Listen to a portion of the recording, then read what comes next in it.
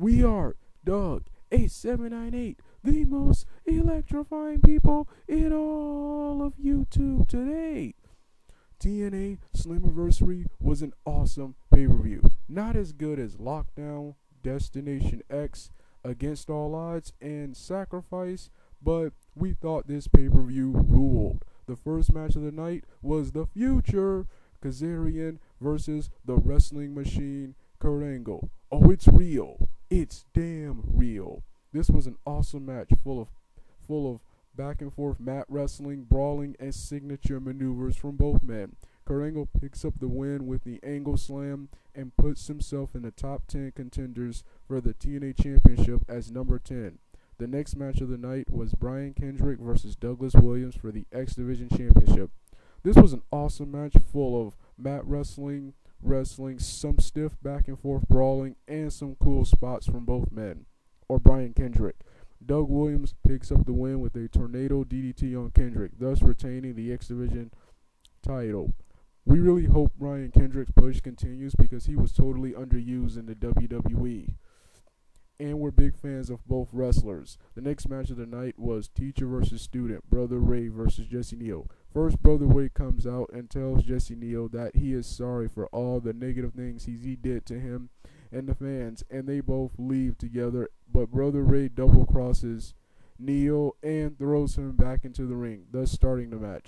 Brother Ray controls most of the match, just beating down on Jesse Neal. Then Tommy Dreamer, who was one of the surprises for this pay-per-view, appears in the crowd and distracts Brother Ray.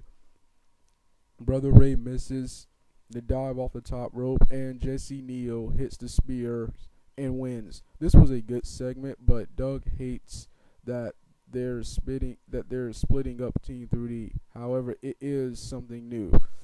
The next match of the night was the knockout title match between Roxy and defending champion Madison Rayne of the Beautiful People. Before the match, Madison Rayne got on the mic and told Roxy to put her career on the line because she had everything to gain and nothing to lose, thus making this a career versus title match. The match was mostly a brawl, and it was awesome. It was bloody and violent and way better than WWE's Diva matches. Doug hates how Roxy, at the last minute, was forced to put her career on the line. We felt TNA did her wrong.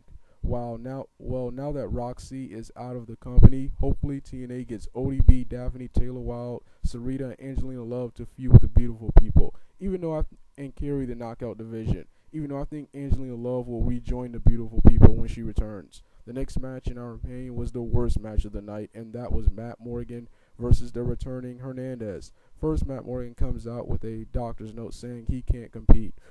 We really hated this because not only did this ruin what was going to be a good match, but it totally messed up Matt Morgan's character. He is supposed to be a monster heel bully. This is what we expect from The Miz from WWE, who did this in his match with Batista. He's a cocky heel. Then Hernandez comes out and fights Matt Morgan to the ring and beats on him for a while, then gets disqualified by kicking the referee. This is going to be a good feud, but this match was horrible. The next segment had Hulk Hogan talking about Sting's past actions from the past few weeks, and how Rob Van Dam will be the one to stop him. This was a good segment. Doug is a huge fan of Hulk Hogan. What you gonna do when TNA runs wild on you, brother?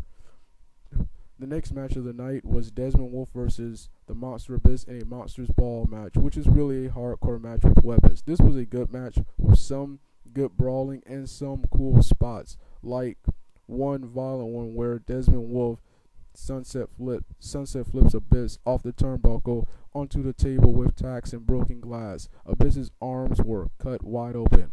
Doug likes this match, but their sacrifice match, in our opinion, was better because it really showed a contrast in styles. You have the powerhouse style of Abyss versus the technical European style of Desmond Wolfe.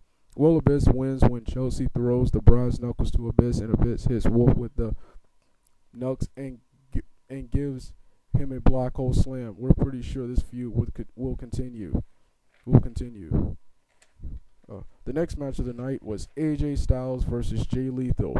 This was a back and forth match with technical wrestling and signature maneuvers from both men. Jay Lethal wins with the Northern Light suplex on AJ Styles after AJ Styles botches his springboard forearm maneuver. This was a great match, and we hope this leads to a face turn for AJ Styles since Ric Flair leaves AJ Styles in the ring and leaves with Kazarian. The next match of the night was the enigmatic assholes Ken Anderson and Jeff Hardy versus Beer Money Inc. James Storm and Robert Roode. This was a good match full of back and forth action from both teams, and Ken Anderson wins with the mic check on Roode.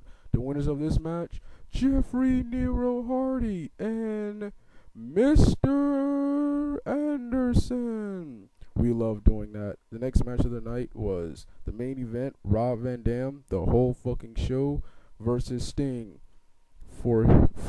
Versus Sting. It's showtime, folks. For us, this was a dream match. We had the greatest former ECW star, Rob Van Dam, versus the greatest former WCW star, Sting, for the championship. This was a good match. It would have been better if Sting was younger, like a long time ago, but it was still a good match with lots of back and forth brawling, and we loved it when they brawled all over the arena. And we loved it the shocking return of Jeff Jarrett. I thought he wouldn't return for weeks. He hit Sting with the bat, allowing RVD to hit the Rolling Thunder on Sting and pin him. So now Sting will feud with Jeff Jarrett, and RVD will feud with the likes of Desmond Wolfe, AJ Styles, Kurt Angle, and Samoa Joe. And we're looking forward to all of that. All in all, this was a good pay-per-view. We give this pay-per-view an 8 out of 10 because we're Doug and we're awesome.